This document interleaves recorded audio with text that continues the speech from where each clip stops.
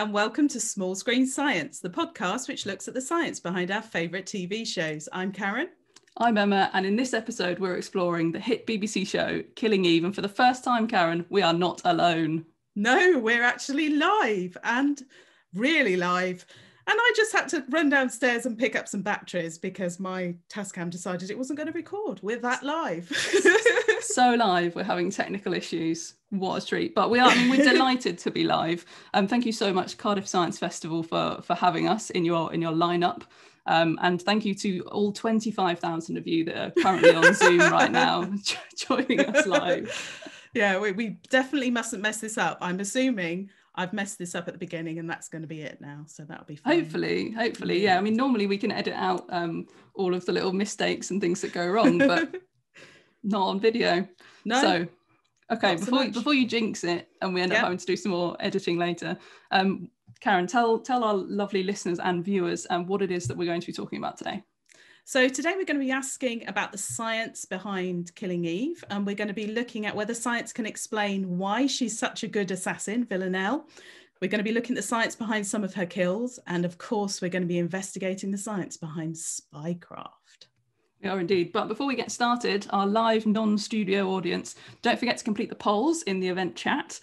All will become clear later in the episode.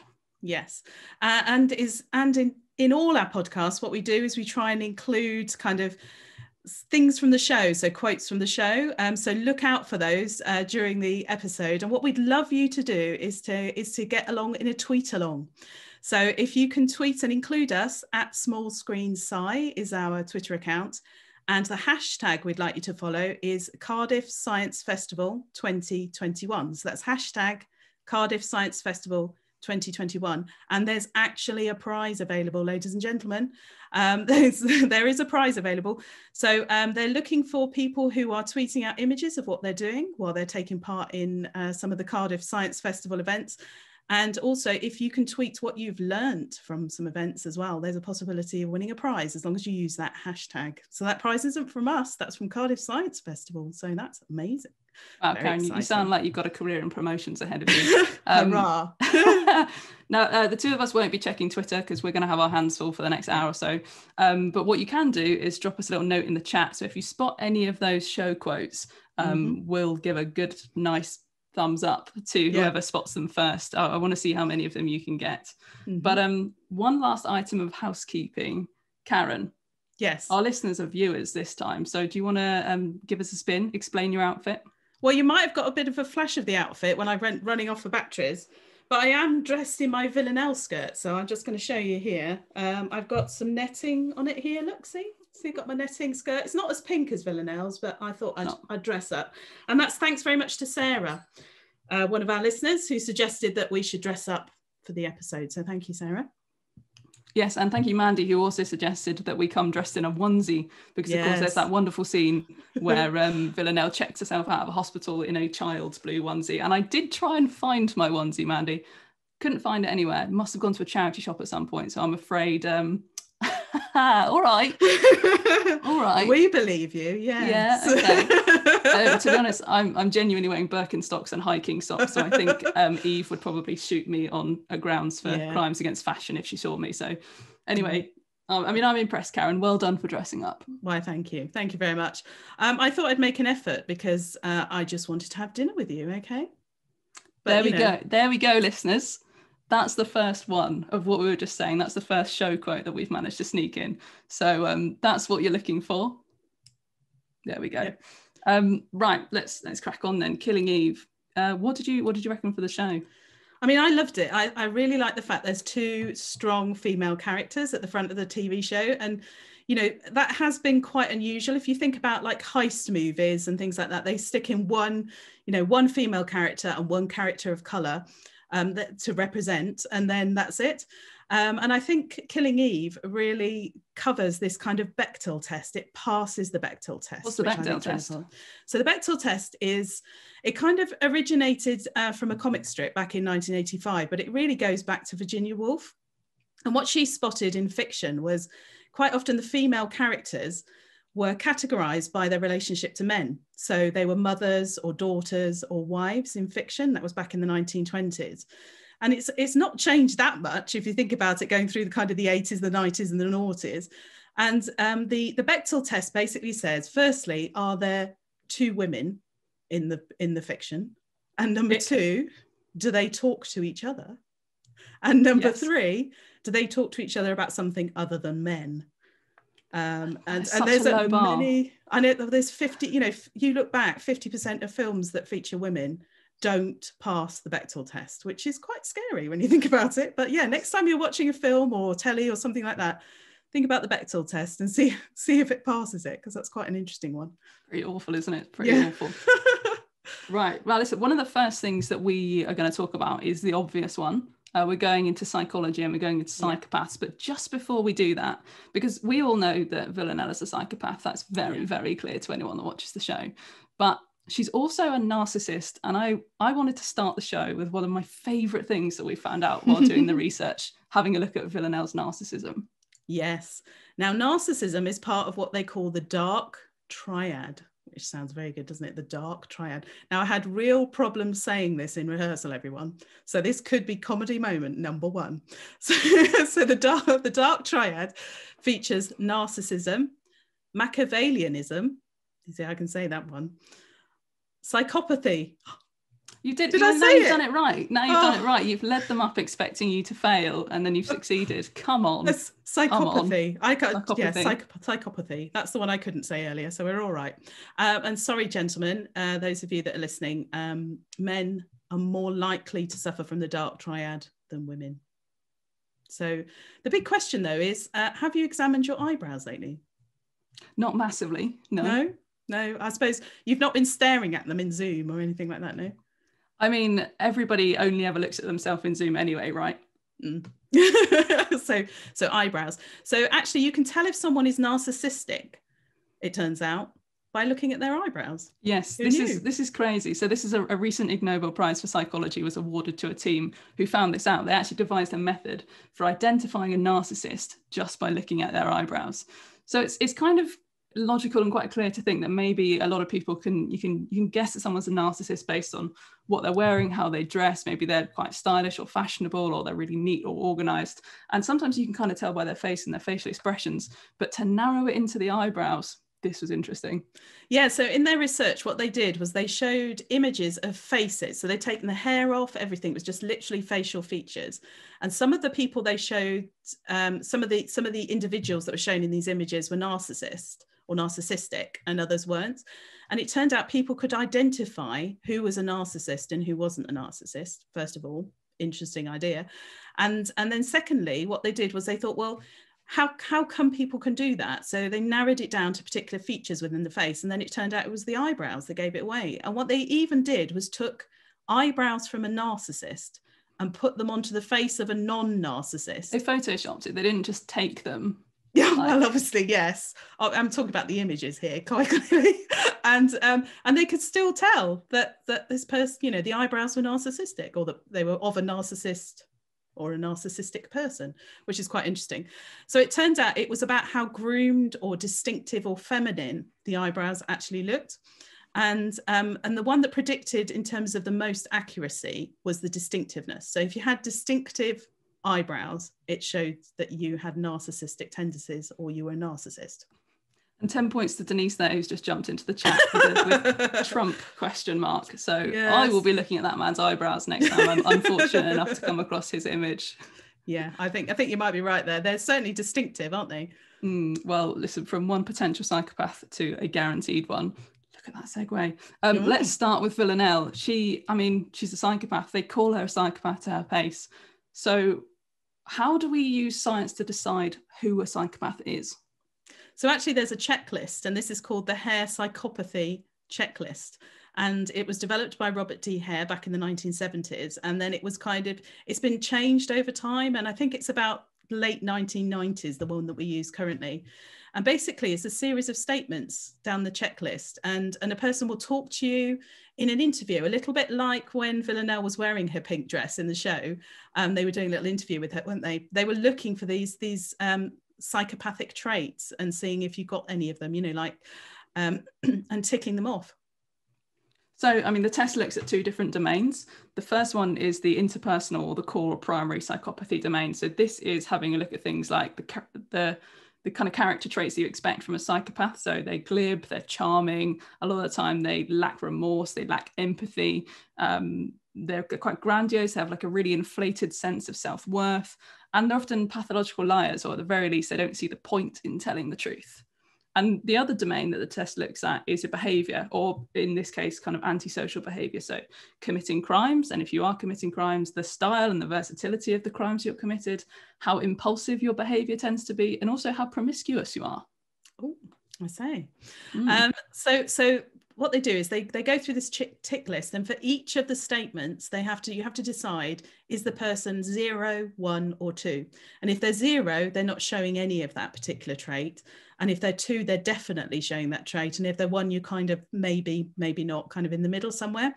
And if you score between 25 and 30 on that Hare assessment, then you're considered to be a psychopath. Most people score like kind of 1 or 2, and we spoke to an expert about this, and he said, don't worry if you score 1 or 2, that's just called having personality, so that's great.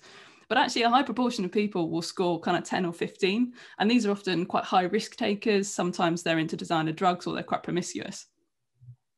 Yeah. And Hare, who's the guy who actually wrote it, he described a psychopath as part of this. And his description is really, really good. But I think what's really interesting is that 1% of the population is considered to be psychopath or psychopathic. Yeah, so 1% of the population reaches kind of 30 out of 40 on the checklist. And you think, 1%, like, that's not very many. But actually, we do some maths, that's quite a lot of people. It's a lot of people. If you think there's, 60 odd million in this country, that is a lot of people. Yeah. But I mean, the crucial point is not all psychopaths are serial killers or indeed international assassins. In fact, quite a lot of them aren't like bad at all. You get quite a few examples of academics who are really high in their field, or CEOs who will actually score quite highly on the psychopath checklist.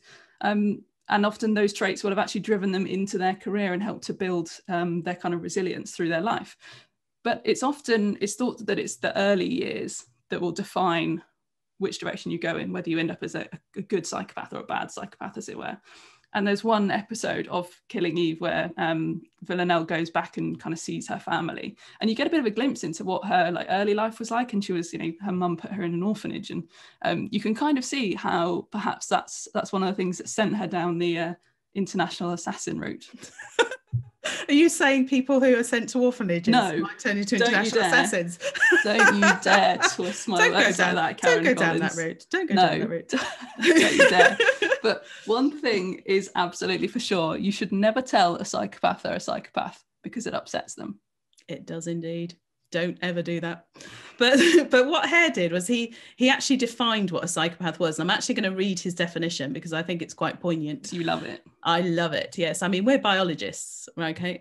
You ready for this? 10 points ready? To Lloyd and Bryony, who spotted the quote before everyone else. Yay! Well done. So this is a quote from Hare. Intraspecies predators. That's what caught our eye. Intraspecies. Right. Intraspecies. That's how you get two biologists into your paper.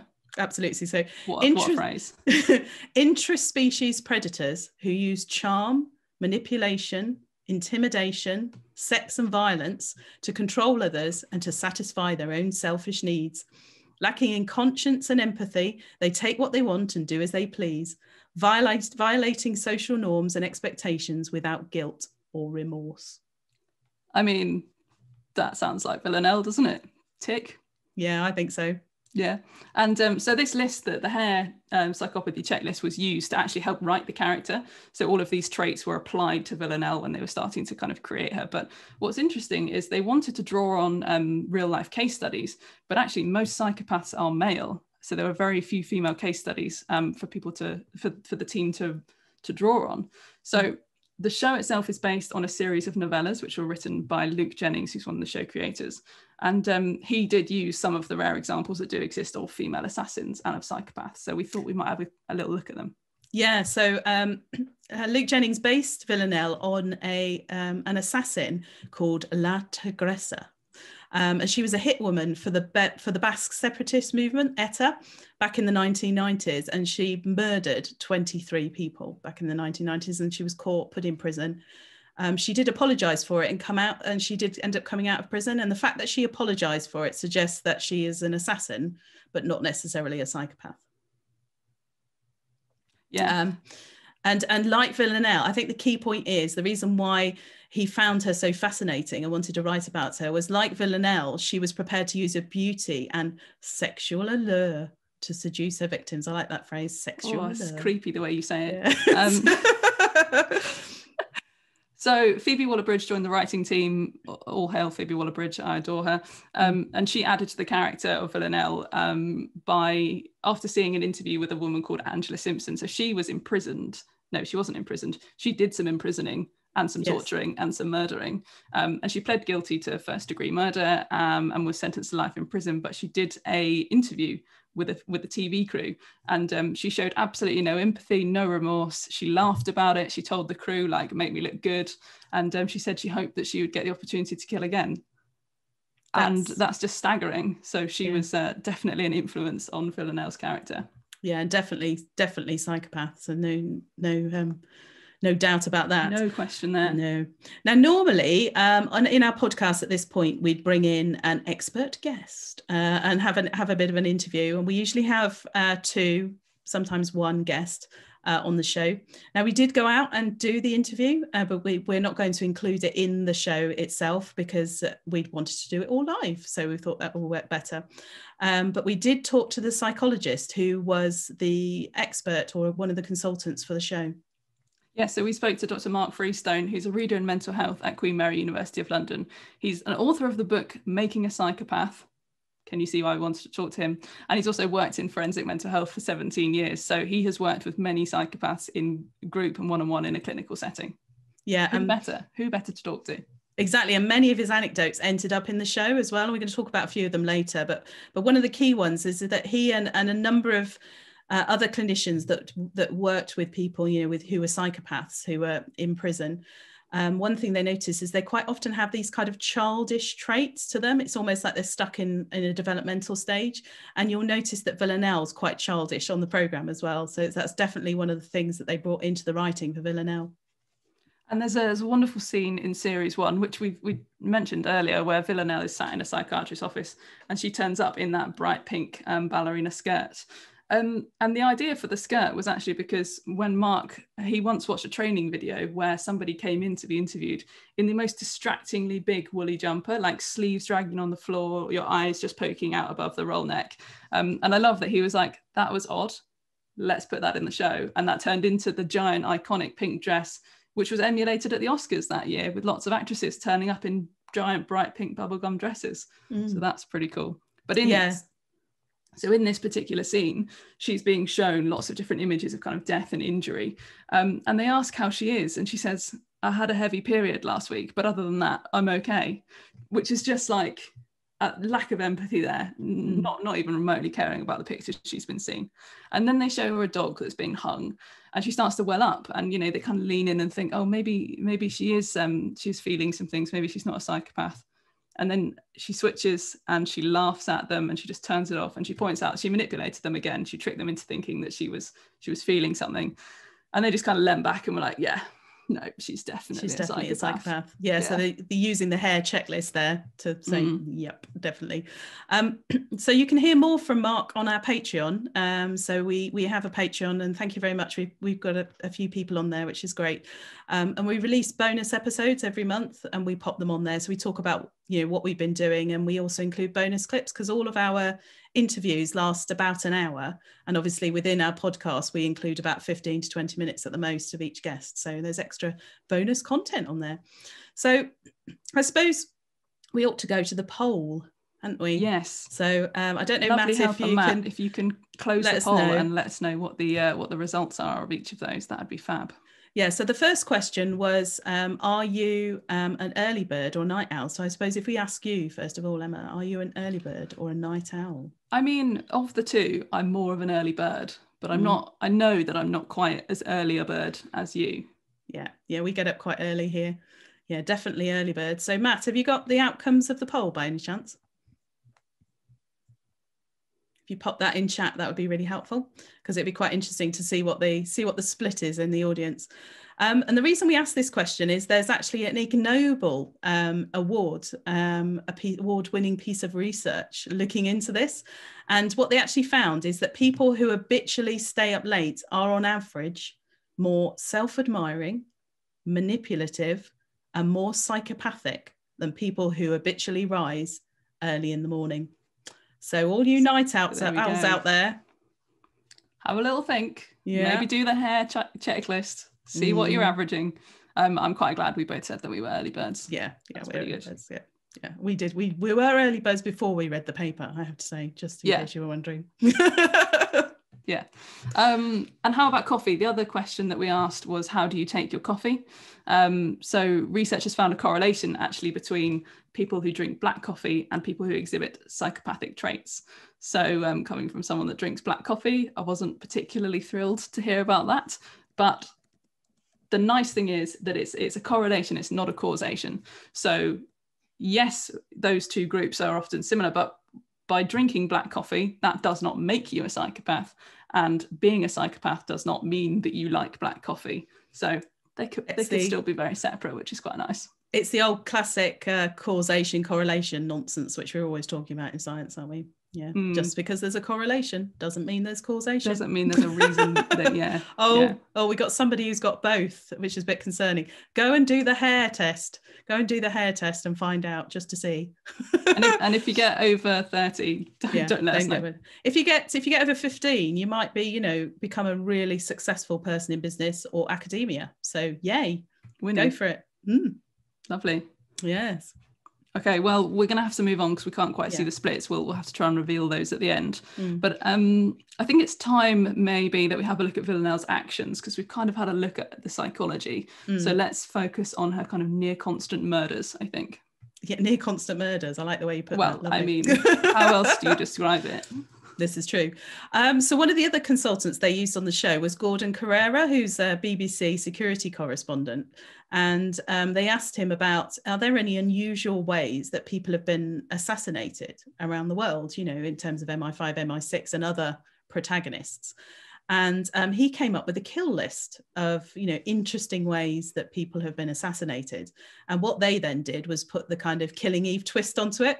Phoebe put a little zing onto those particular murders in order to make the episodes. So they are quite a lot of them based on what's happened in real life.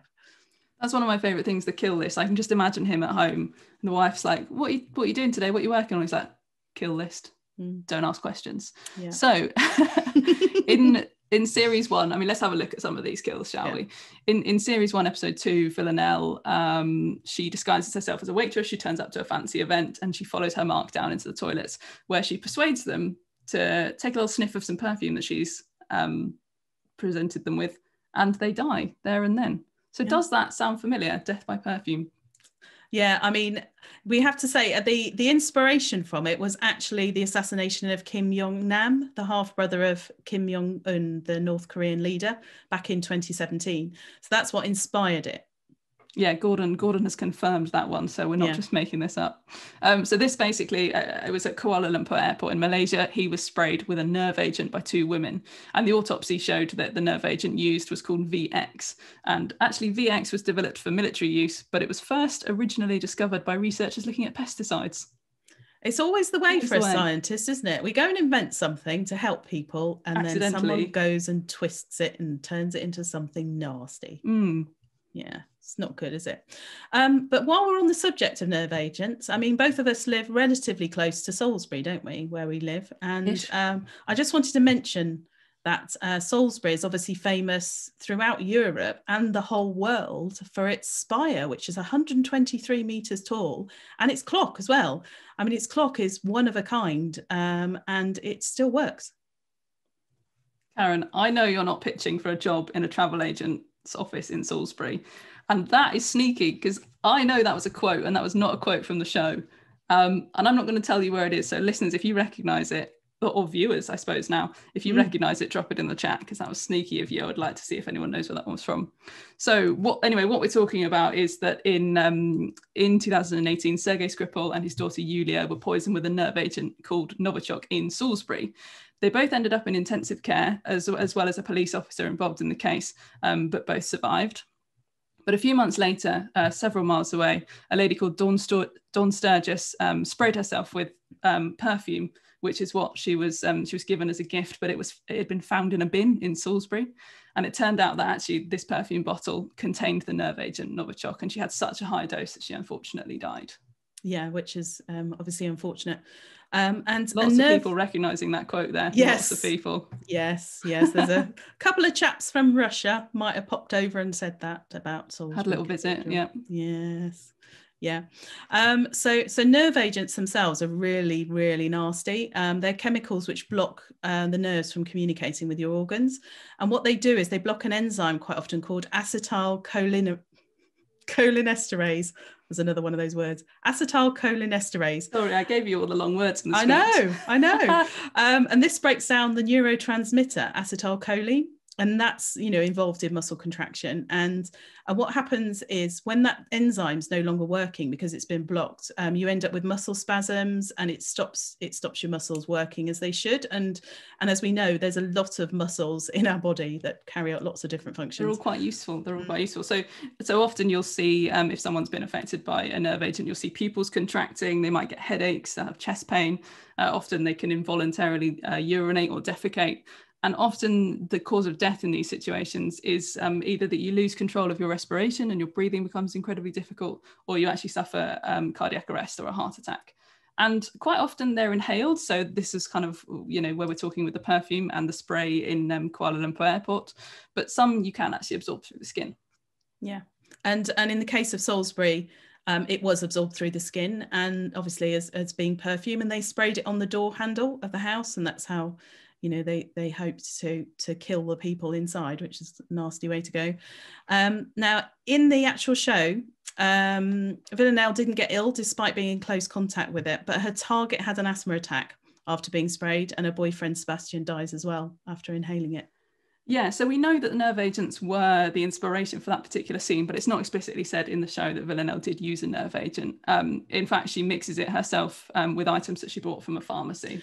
So, yeah, and somebody online's actually taken a good close look at those bottles and realised that one of them's hydrogen peroxide. So which can be triggering for people with asthma. But do you know what? I've been beaten to it in the chat. I was about to launch in with one of my all-time favourite quotes from the show. And well done, Nika. You've already shouted out in the chat. So this particular kill was one of my favourite moments. She goes, oh, what's happened there to my script? Sorry. She goes, this one has asthma. I like the breathy ones. Yes. Fantastic. But we were beaten. Well spotted there. Put in the chat before we even said it. That's genius so level. well. That is, yeah. Well done. So we need to, I think, take a look at some of our other classic kills as well. So what do you think would happen if you got stabbed by a sharpened hairpin, for example? I think you're going to bleed to death.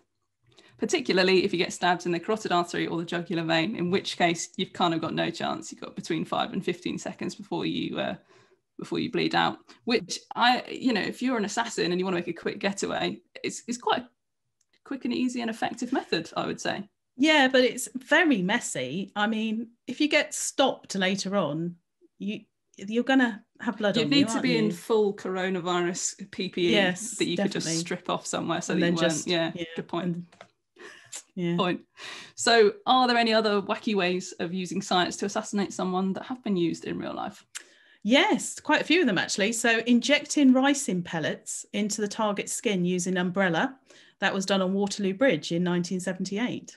It was indeed. How about injecting lethal disease into a toothpaste tube? Interesting. So this is something that the CIA had planned to do in order to kill Patrice Lumumba in 1960, who was the leader of the Republic of Congo. They didn't need to in the end because he ended up being executed without a trial. So, Mandy's come up with that toothpaste. Mandy's come up with one there in chat. Look, air bubbles between the toes. That's a very good one. They use that in a lot of crime dramas, don't they? Because it'll end up. How does it work, Karen? Do you know exactly? I don't know exactly, no, but air bubbles in the bloodstream is not good. Dangerous. No, not good. And really hard to track as well, isn't it? Yeah. Because if you bends, there you go, the bends. Because if you do it between the toes, because that's not an obvious place to spot a needle mark, is it? So yeah. Yeah. And of course we all know about radioactive polonium 210 served in tea. That was Alexander Litvinenko in 2006. But also there's been another example in drink, which is airline drink spiked with arsenic. That was in 2004. Someone was poisoned on a flight to Amsterdam using arsenic in a drink. Okay, right. Airline murders. What are we thinking? Smart? Not smart? Because kind of smart in the way that if you were to try and kill someone on a flight and you were like over the sea and a very long way away from a hospital, they don't have much chance, provided whatever you needed wasn't in like the first aid kit. But also, if someone dies on a flight, like the police know every single one of the suspects is encased in a metal flying canister. So when they land, you can't get away. It's not like you can just like kind of stab someone in the street and then disappear into the crowd. It's very Agatha Christie country house, isn't it? But I can see Villanelle dressed as an air hostess, maybe doing a classic Britney Spears. Yeah. Air hostess. Cutting down from the cockpit. Yeah. Commit the murder and just walk away. I can see her doing that. Yeah, to be fair. But one thing she doesn't do is she never cleans up after herself, does she? No. She loves a really grand, messy murder. So how do you dispose of a body?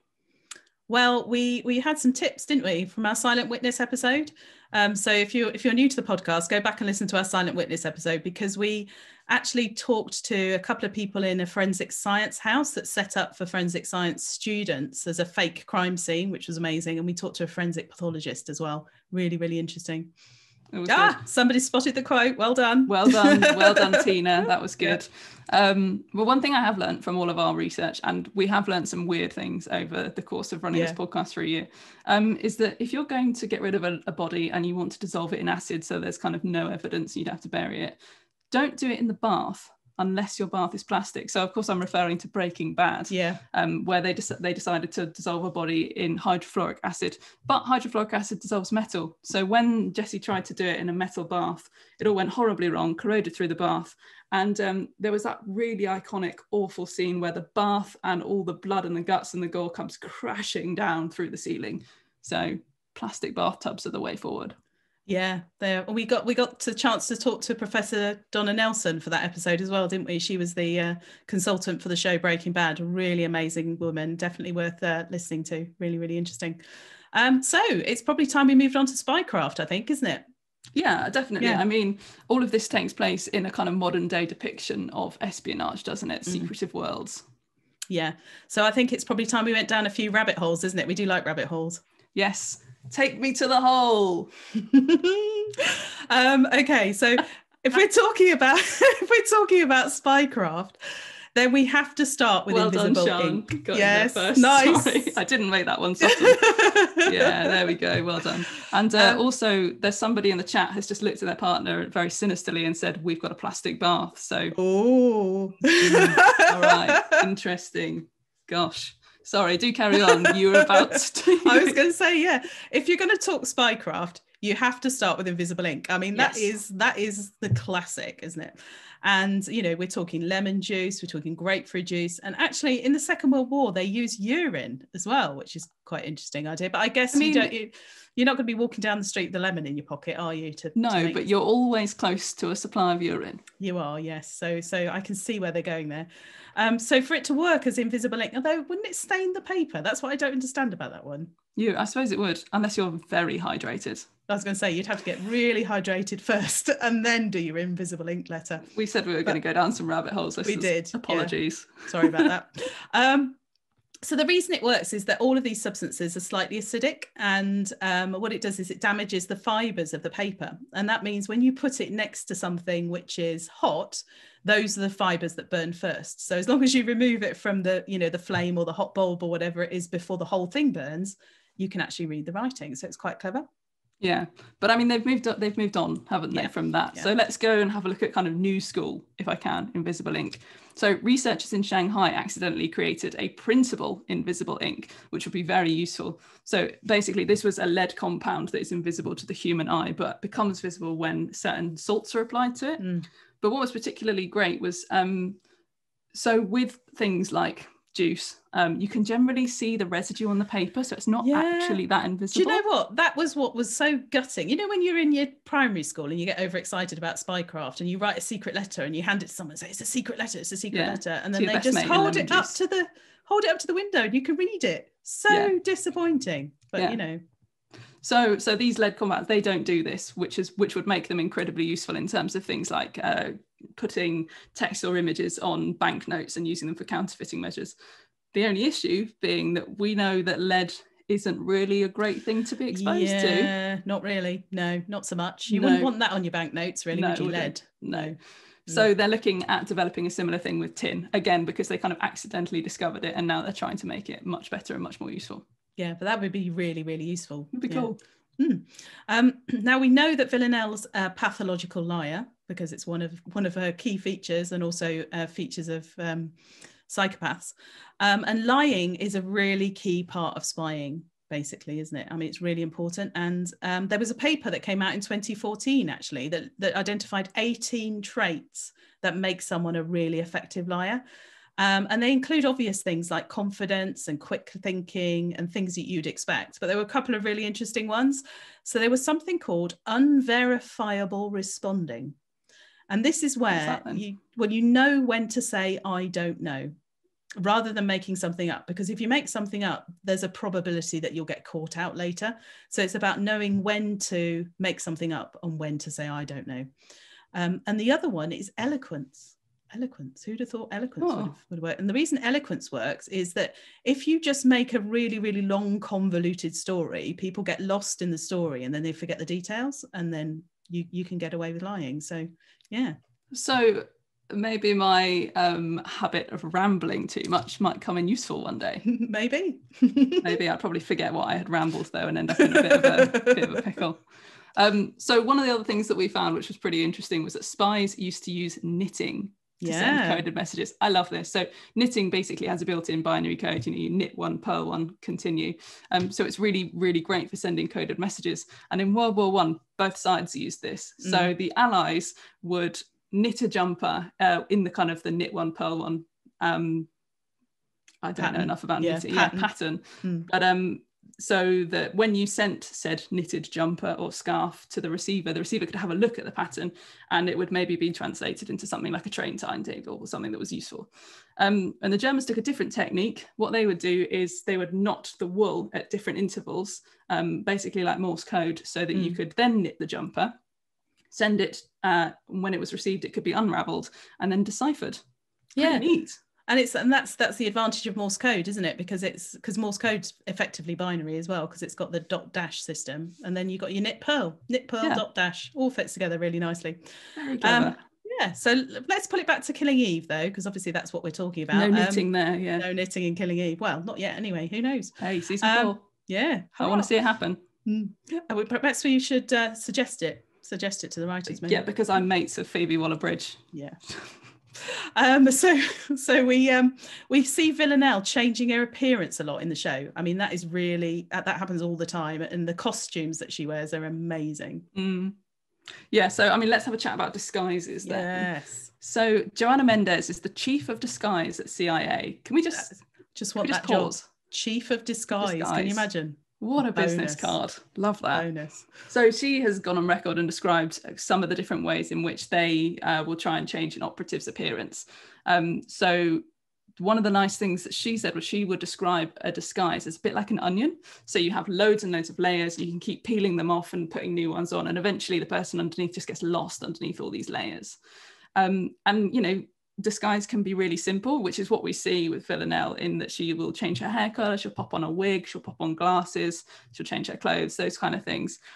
But the CIA have been using technology to come up with some really advanced options, which include like crazy realistic masks. So Joanna Mendez actually went into the Oval Office and briefed George Bush while wearing one of these masks. That's incredible, isn't it? There are pictures of this happening. And then at the end of the briefing, she took it off. And he had no idea that he was being briefed by someone in a mask, because they're so realistic, which is a little bit terrifying, actually. Yeah, just a tad. Yeah, just a tad. Yeah. So the whole point of these is basically, if you meet someone and then later you have to describe them to like the police or something, you'd make like a list of the things that you remembered about them. So, let's try something. If you were to describe me to the police, because in this scenario, I've just murdered someone and run away. Okay. What would you say to the police? Well, I say average height, shoulder length, brown hair, very dark blue eyes, and you've got a birthmarks, kind of a freckle. Massive freckle. Freckle underneath your eye there. That's quite distinctive. Lovely. Okay, so the first thing I do is cake makeup on and cover up my freckle. But basically the point is, if you were to make this list, when you're designing the disguise for someone, you want to change every single item on that list. They don't need to be the polar opposite. They just need to be enough that it would throw you off the scent, so that when someone described you to the police, you would look nothing like, in reality, the list that they've presented.